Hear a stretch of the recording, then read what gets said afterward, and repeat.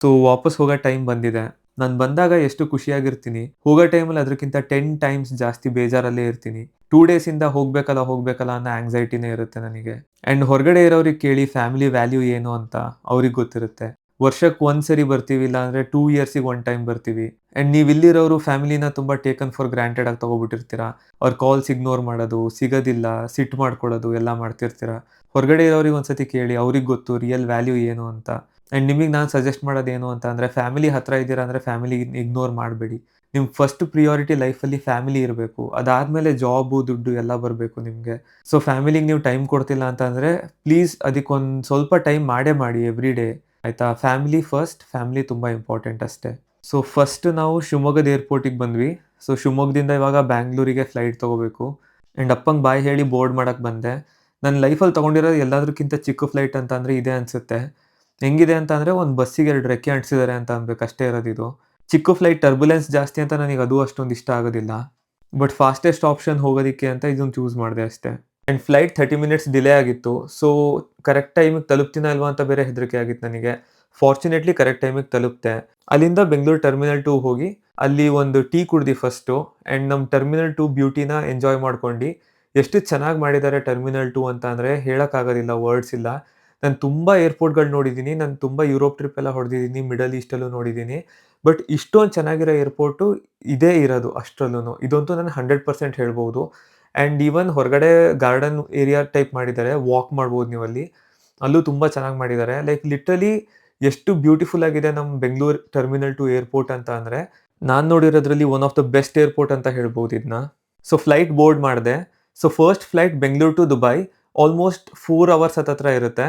And ನಾನು flight choose ಮಾಡುವಾಗ normally middle east airways ಯಾವ್ದಾದ್ರು ಚೂಸ್ ಮಾಡ್ತೀನಿ. ಎಮಿರೇಟ್ಸ್ ಇಲ್ಲ ಅಬುಧಾಬಿ ಇಲ್ಲ ಇತಿಹಾದ್ ಚೂಸ್ ಮಾಡ್ತೀನಿ.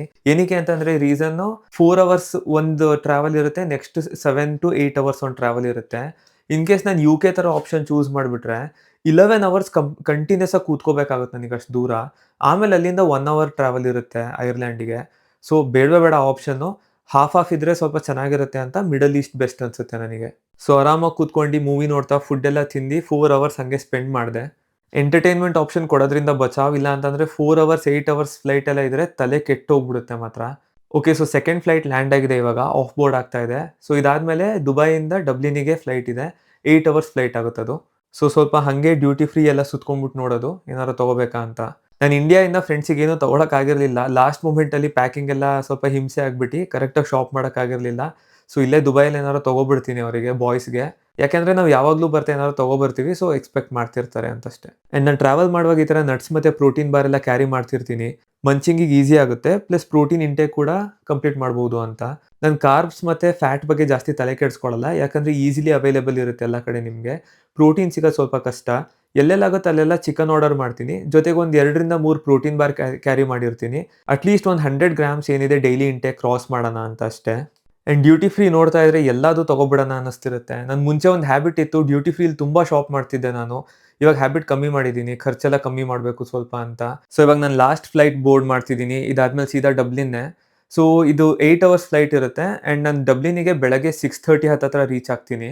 ಆ್ಯಂಡ್ ಡಬ್ಲಿನಲ್ಲಿ ಈ ಟೈಮಲ್ಲಿ ಸಿಕ್ಕಾಪಟ್ಟೆ ಚಳಿ ಇದೆ. ಸೊ ಫಸ್ಟ್ ಹೋಗ್ತಿದ್ದಂಗೆ ಮನೆ ರೀಚ್ ಆಗಬೇಕು ಅಷ್ಟೇ ನನಗೆ. ಒಂದು ಟ್ಯಾಕ್ಸಿ ತೊಗೊಂಡು ಸೀದಾ ಮನೆಗೆ ಹೋಗ್ತಾ ಇರ್ತೀನಿ. ಆ್ಯಂಡ್ ಈ ಫ್ಲೈಟಲ್ಲಿ ಜಾಸ್ತಿ ಏನೂ ರೆಕಾರ್ಡ್ ಮಾಡೋಕ್ಕಾಗಲಿಲ್ಲ, ಯಾಕಂದರೆ ಬರ್ತಿದ್ದಂಗೆ ಎಷ್ಟು ಸುಸ್ತಾಗಿದ್ದೆ ಅಂದರೆ ರಾತ್ರಿ 2 ಗಂಟೆ ಆಗಿತ್ತು. ಸೊ ಫುಲ್ಲು ನಿದ್ದೆ. 6 ಅವರ್ಸ್ ಕಂಟಿನ್ಯೂಸ್ ಆಗಿ ಮಲಗಿದ್ದೀನಿ. ಲಾಸ್ಟ್ ಒಂದು 2 ಅವರ್ಸ್ ಇದ್ದಂಗೆ ಎದ್ದಿದ್ದೀನಿ. ಸೊ ಅವಾಗ ಹೇಳ್ತಿದ್ದಂಗೆ ಬ್ರೇಕ್ಫಾಸ್ಟ್ ಸರ್ವ್ ಮಾಡಿದ್ರು. ಸೊ ಬ್ರೇಕ್ಫಾಸ್ಟ್ ಕಂಪ್ಲೀಟ್ ಮಾಡಿ ಹೊಟ್ಟೆ ಹಸಿತಿತ್ತು ನನಗೂ ತುಂಬ. ಸೊ ಅಟ್ಲೀಸ್ಟ್ ಒಂದು ಲೆವೆಲಿಗೆ ಹೊಟ್ಟೆ ತುಂಬಿತು. ಆ್ಯಂಡ್ ಹಾಗೆ ಒಂದು ಮೂವಿ ಕಂಪ್ಲೀಟ್ ಮಾಡಿದೆ. And next landed in Dublin. So land ಆಗ್ತಿದ್ದಂಗೆ ಬ್ಯಾಗ್ ಕಲೆಕ್ಟ್ ಮಾಡಿಕೊಂಡೆ ಫಸ್ಟು. ಹೊರಗಡೆ ಹೋದೆ, ಟ್ಯಾಕ್ಸಿ ಬುಕ್ ಮಾಡಿ ಸೀದಾ ಮನೆಗೆ ಹೊರಡ್ತಾ ಇದ್ದೆ. ನೆಕ್ಸ್ಟ್ ಲೆವೆಲ್ ಚಳಿ ಇತ್ತು.